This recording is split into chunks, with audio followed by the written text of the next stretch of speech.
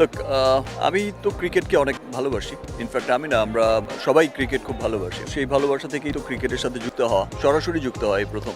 আর খেলা দেখতে ফার্স্ট ম্যাচেও এসেছি, এটা আমাদের শেষ ম্যাচ। আমরা এবারের টুর্নামেন্টে হয়তো বা আমরা খুব একটা ভালো পারফর্ম করতে পারিনি।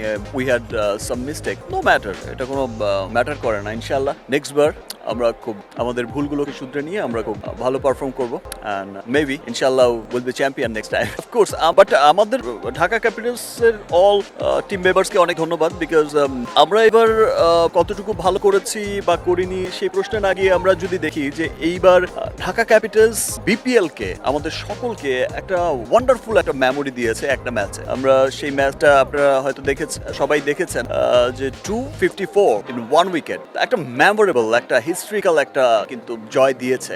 এবং বিপিএল এর এই টুর্নামেন্টের আসলে আই থিঙ্ক এই হিস্ট্রি আগে কখনো হয়নি, this is the first time. তো দ্যাটস ওয়াই ঢাকা ক্যাপিটালের সমস্ত প্লেয়ার্স, টিম মেম্বার্স সবাইকে অনেক অনেক ধন্যবাদ, অ্যান্ড স্পেশালি থ্যাঙ্কস জানাচ্ছি যে ঢাকা ক্যাপিটালস এর সমস্ত যারা সাপোর্টার আছেন তাদের সকলকে। তারা ঢাকা ক্যাপিটালস এর সঙ্গে আছেন এবং তারা বিশ্বাস করেন যে ঢাকা ক্যাপিটাল ইনশাল্লাহ আবার ব্যাক করবে, অ্যান্ড দ্য নেক্সট টুর্নামেন্টে ইনশাল্লাহ ঢাকা ক্যাপিটাল চ্যাম্পিয়ন হবে। আর বিসিবিকেও অনেক অনেক ধন্যবাদ, বিকজ আমরা সকলেই দেখছি যে বিসিবি এইবার চমৎকার একটা বিপিএল এর আয়োজন করেছে। আমি সেই প্লেয়ার ড্র থেকে শুরু করে এখন পর্যন্ত আমরা খুব চমৎকার একটা বিপিএল এবার পেয়েছি বাংলাদেশে, thanks to BCB, all the members of BCB. Number 1 আসলে আমাদের ফার্স্ট সেট আপে হয়তো একটু প্রবলেম হয়েছে, টিম সেট আপে।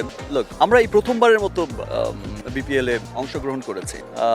এখানে নাম্বার 1 বলতে আমরা কিছু ম্যাচ পরেই আমরা দেখেছি যে সাব্বির রহমান কামব্যাক করেছে, দেন সে তো ছক্কার বন্যা বয়ে দিয়েছে। তারপরে লিটন দাস, উড়াধুরা তো একজনকে বলা যাবে না, উড়াধুরা তো ঢাকা টিমই উড়াধুরা। ইনশাল্লাহ আবার নেক্সট আসরে দেখা হবে। Thank you.